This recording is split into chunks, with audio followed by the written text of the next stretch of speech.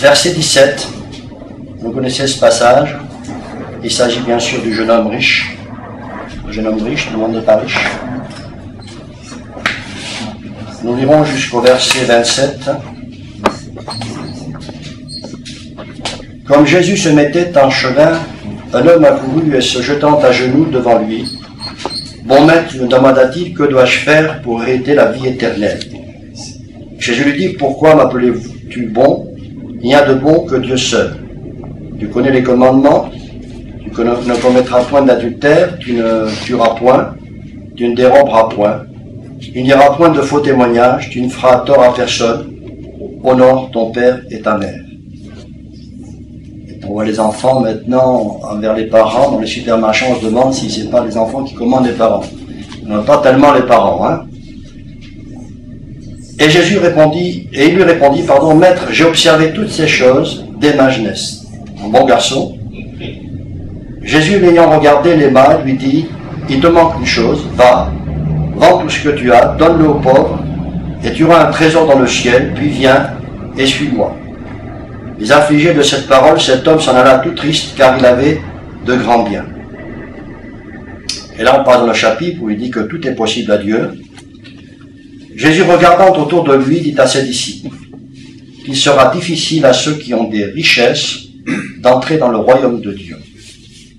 Les disciples étaient étonnés de ce que Jésus parlait ainsi, et reprenant, il leur dit, mes enfants, il est difficile à ceux qui se confient dans les richesses d'entrer dans le royaume de Dieu.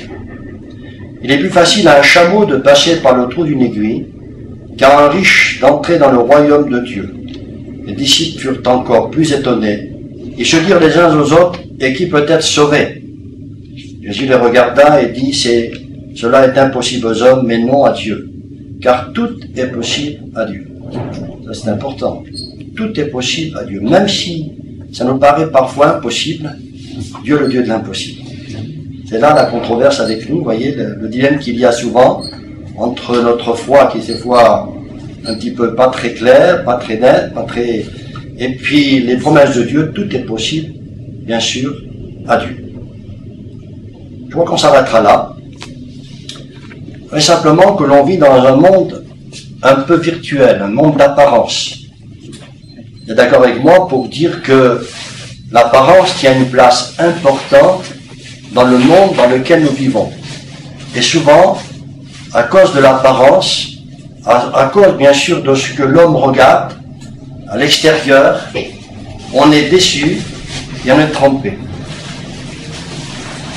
En vérité, l'homme, je dirais, livré à lui-même, quand il n'a pas Dieu pour sauveur, pour maître, pour soutien, eh bien, l'homme qui ne regarde pas l'état de son âme à travers la parole de Dieu est attiré et séduit par ce qu'il voit. Et j'aurais voulu intituler cette petite prédication ainsi, la Bible, le miroir de l'âme. Car la Bible est un miroir.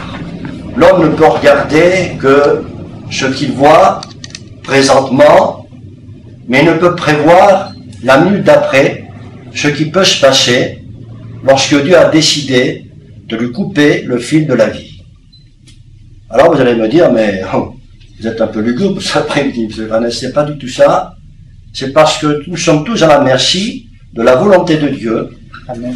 Et qu'il se peut très bien que Dieu ait décidé au moment voulu par lui, parce que c'est comme ça, parce qu'il a son plan pour chacun de nous couper le fil de la vie, et ça peut arriver très rapidement. Alors, la différence, bien sûr, avec l'homme, c'est que Dieu ne s'égare jamais. Il voit sa créature, il voit ce qu'il a fait avec sa créature, il voit ce que sa créature est en train de faire dans le monde d'ici-bas, il voit les chrétiens qui luttent pour essayer, bien sûr, de consolider leur foi et pour gagner le ciel de gloire, non pas par le mérite, mais par la foi. Et il ne fait pas comme l'homme fait. Dieu voit à l'extérieur, mais il voit également à l'intérieur. Amen. Il voit à l'intérieur de notre cœur exactement ce qui se passe au moment même où nous faisons, où nous disons, où nous pensons quelque chose. Dans ma vie de chrétien, ça fait quand même des décennies que je connais le Seigneur, je peux dire que souvent, au moment même où je pensais quelque chose, où j'allais rouspéter ou râler, le Seigneur a donné la réponse. Et ça, c'est extraordinaire parce que nous avons un Dieu qui est formidable. Alors l'homme, malheureusement, se fie souvent à l'apparence, sans tenir compte de la parole de Dieu, du miroir de notre âme, de l'évangile, de la bonne nouvelle, n'est-ce pas? Et il ne les prend pas au sérieux. Il n'apprend pas au sérieux. Et en faisant ainsi, l'homme qui repousse l'évangile s'égare, il se perd en conjoncture et finit par douter de tout et pas désespérer. C'est la raison pour laquelle nous vivons un temps difficile, comme dit l'apôtre Paul aux Romains, n'est-ce pas, dans lequel les hommes sont rentrés. Malgré les progrès techniques, malgré les progrès sociaux, malgré tout ce que l'on veut, n'est-ce pas, nous n'avons pas encore atteint l'âge d'or et nous ne l'atteindrons jamais. Si peut-être ça ne vous plaît pas de dire ça, mais nous ne l'atteindrons pas. S'il y avait une époque où on peut dire que l'homme était à peu près arrivé à l'âge d'or, où tout allait à peu près bien, socialement parlant, c'est tout, hein. C'était entre les années 62 et par là, et 57 jusqu'aux années 80, un petit peu avant. Après, ça a été tout de suite sans dégradant. Pourquoi? Parce que le Seigneur le sait. Il l'a dit lui-même dans sa parole, sans moi, vous ne pouvez rien faire. On a beau se débattre, on a beau faire ce qu'on a envie de faire, tout ça, mais sans Jésus dans notre vie, on ne peut absolument rien faire. Il y a une débat totale au fond de notre cœur parce que nous avons besoin, pour avoir la paix, pour avoir la joie, pour sauver notre âme, nous avons besoin des paroles de Jésus-Christ qui est venu sur terre pour sauver l'humanité entière. Malheureusement, tous ne veulent pas du Seigneur. En fait, l'homme qui refuse de regarder son miroir dans la parole de Dieu se trompe lui-même. Je le disais tout à l'heure. Parce qu'il est attiré par ceux qui brillent. Par ceux qui brillent. Et il hésite à mettre en pratique, justement, parce qu'il est attiré par l'extérieur, et non pas par la parole de Dieu, ce que le Seigneur lui soumet, pas en lui imposant la chose, mais tout simplement en lui proposant la chose. Nous l'avons lu de Matthieu chapitre 10, verset 21, quand il a dit à ce jeune homme riche qui a tout ce qu'il faut pour être heureux, pour aller au ciel, et maintenant, viens et suis-moi. Alors là, quand le Seigneur nous demande de le suivre, c'est un appel qui nous adresse, un appel pour nous sauver. Un appel parce qu'il sait ce qui va se passer derrière. Et si nous refusons de le suivre au moment où on nous appelle à le suivre, eh bien, l'occasion peut-être risque de jamais se représenter devant nous. Alors, pour ceux qui connaissent la Bible, pour les chrétiens, mais pour aussi ceux qui ne connaissent pas encore bien, en présence de Jésus-Christ, en présence du Saint-Esprit, car le Saint-Esprit est là, en présence de sa parole, rien ne peut rester caché aux yeux de Dieu. Tout est mis à nu et tout est à découvert. Parce que lui, il voit exactement ce qui se passe au fond de notre cœur, il lit au fond de notre pensée. Il y avait dans la parole de Dieu un homme qui s'appelait Nathanaël. Vous connaissez? Ou Barthélemy. C'est le même homme de l'Évangile. Un des apôtres qui a été appelé pour suivre le Seigneur. Et Nathanaël avait un petit peu un caractère particulier. Et il a demandé au Seigneur, mais d'où me connais-tu? Il m'a jamais vu. Le Seigneur a répondu, mais je te connaissais avant que tu sois sous le figuier, on dit avant que tu naisses, je te connaissais déjà. Avant que nous naissions, chers amis, avant que tu naisses, chers frères, avant que vous naissiez Chantal, avant que tu naisses Toué et Marlène et tous nos amis ici, avant que je naisse, Dieu avait déjà, n'est-ce pas, préparé son plan d'amour pour me sauver. Amen. La différence, c'est que Dieu ne nous impose jamais à nous d'une façon tyrannique. Voilà la différence avec les autres. Alors, dans le texte que nous venons de lire, et notamment au verset 17, qu'a dit ce jeune homme riche au Seigneur? Il est venu avec toutes ses qualités, il avait des qualités, il aimait son entourage, il aimait sa famille certainement, il faisait beaucoup de bien autour de lui, mais tout en ayant aussi une religion, certainement assis sur les lois de Mosaïque, la loi de Moïse, c'est un juif, n'est-ce pas? Il n'était pas sûr de son salut. Et ça, c'est quand même grave. quand on est, n'est-ce pas, je veux dire, on appartient à Dieu, qu'on a une religion et qu'on croit que Dieu existe, n'être pas sûr de son salut, ça veut dire que on n'a pas très bien compris le plan de Dieu à notre égard. Parce que Jésus-Christ, quand il est venu sur la terre des hommes, ce n'est pas pour rien. Hein? Ce n'est pas pour rien. Il est venu parce que son plan déjà d'amour avait été dressé par Dieu le Père depuis longtemps. Il y a qu'à lire le psaume 22, Ésaïe 53 et d'autres passages qui, n'est-ce pas, avec une précision incroyable, donnent, n'est-ce pas, comment dirais-je, l'image exacte de ce qui s'est passé 1000 ans ou 750 ans plus tard sur la croix, où le Christ a été crucifié et mort pour nos péchés. Mais pour beaucoup de gens, et notamment pour certaines religions, le Christ qu'ils voient et qu'ils ont parfois sur le coup, c'est un Christ qui n'est pas ressuscité. Il est toujours encore sur la croix. Et comme on le dit toujours, à Noël, malheureusement, quand on voit la tradition religieuse de nos pères, hein, on aime le petit Jésus sur la crèche, le jour de Noël, on adore même ce petit Jésus en plate ou en bois, mais c'est pas ce que Dieu a demandé. Parce que, je le dis souvent, Dieu a grandi, du moins le Seigneur a grandi. Il n'est pas resté petit bébé. Imaginez, vous seriez resté petit bébé tout cet après-midi, je pourrais pas vous prêcher l'évangile, hein. Eh oui. Il a grandi, à 30 ans à peu près, il a commencé son ministère, puis 3 ans à peu près plus tard, il est mort sur la croix, parce qu'il était prévu qu'il vienne, n'est-ce pas, pour sauver l'humanité, comme l'agneau de Dieu.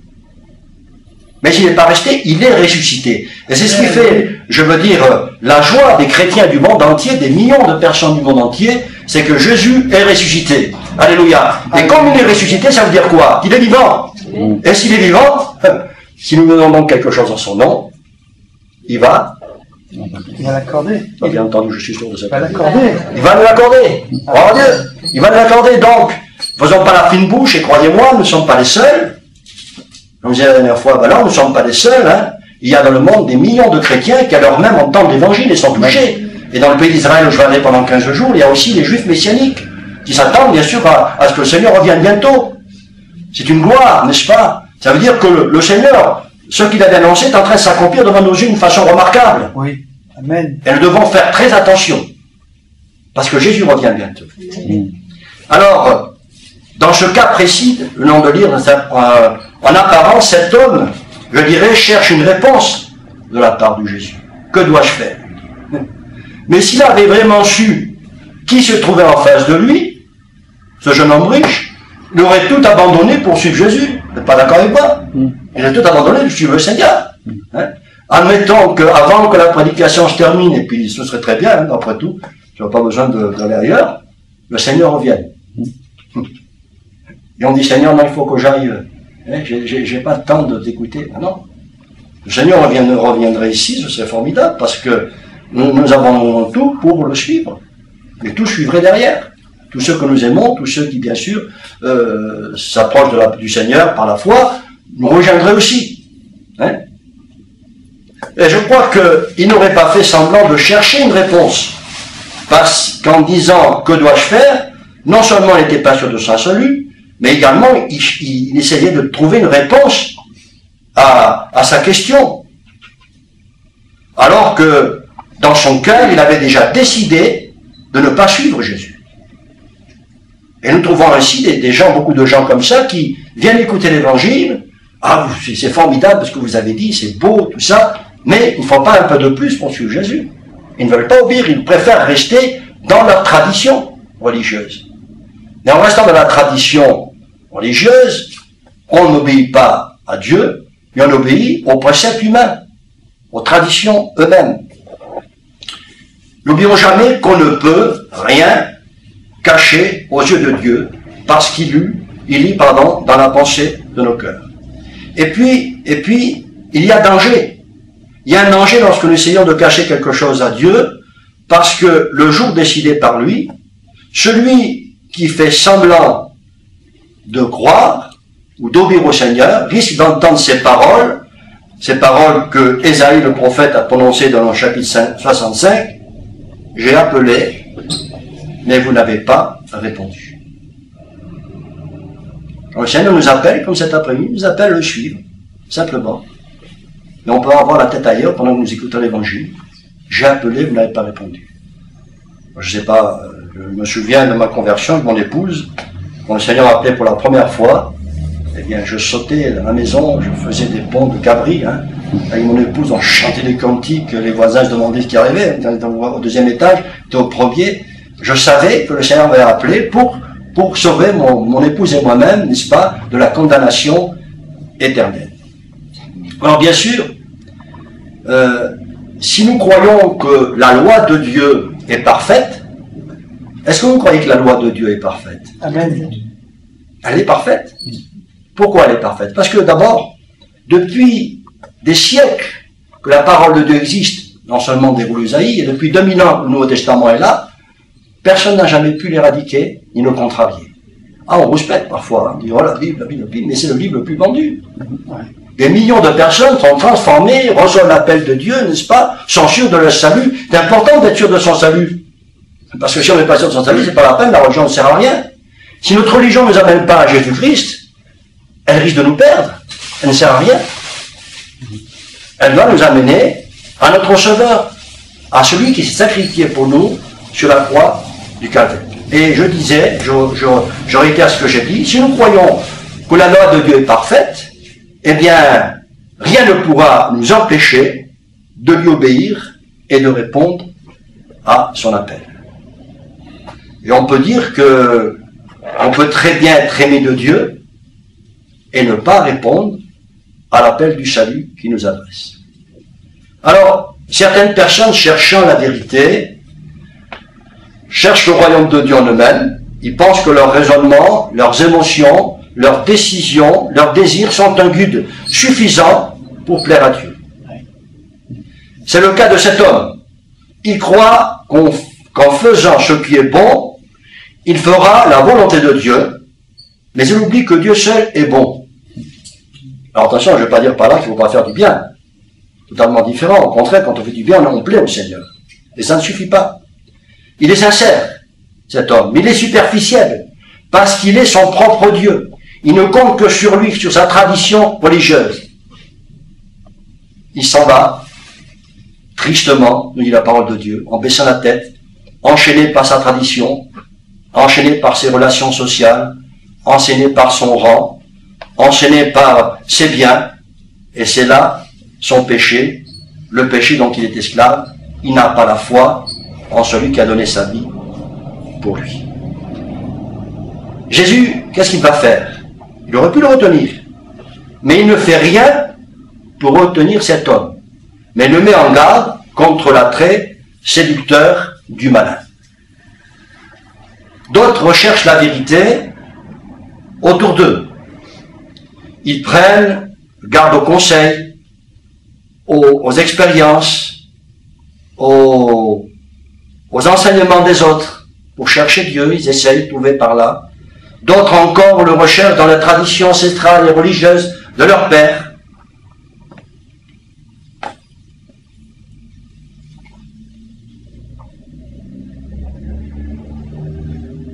Bien sûr, la question qui se pose, c'est de savoir où nous pouvons trouver le Seigneur.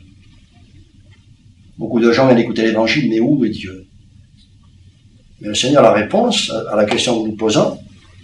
Il a écrit dans Matthieu chapitre 18, « Là où 2 ou 3 sont assemblés en son nom, Jésus est au milieu d'eux. »